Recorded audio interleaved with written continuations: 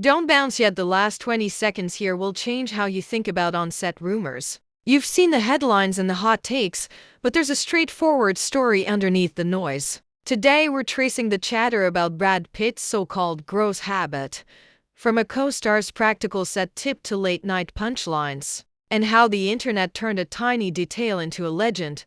Stick with me to the end.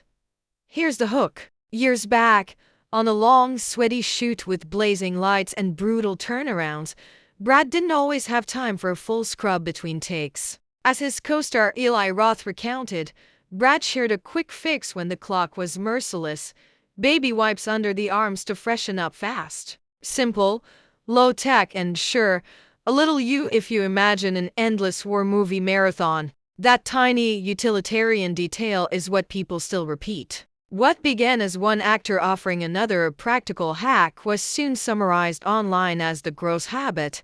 Did people actually notice? The anecdote kept resurfacing. Jokes started to form around the idea that Brad could go longer than most without a shower when work was relentless. Jason Priestley once kidded about their early roommate days, quipping that Brad could go a long time between showers. It wasn't whispered gossip.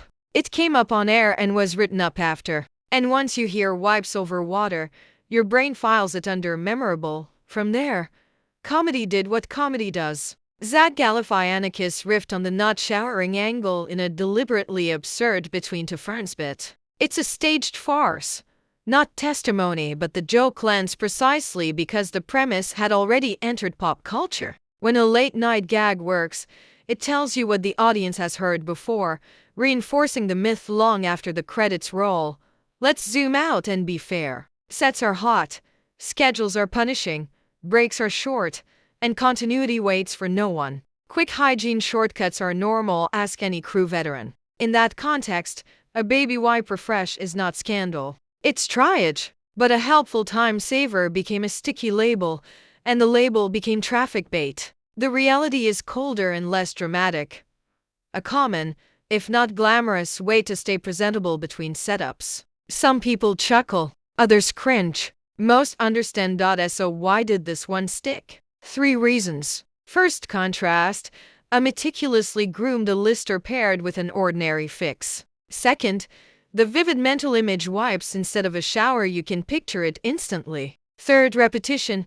The same quotes and bits recirculate, so familiarity starts to feel like proof. Say it enough times, and a footnote becomes folklore. Here's a twist worth keeping in mind. Habits change. People who encountered Brad years later have said he smelled great at events, hardly the punchline the meme suggests. What was true or funny in one phase doesn't freeze a person in time. The internet never forgets. Real life moves on. That's why it helps to separate a single set story from a permanent identity. So, was this the gross habit everyone talked about? Yep, the baby wipe workaround is the one that keeps coming up.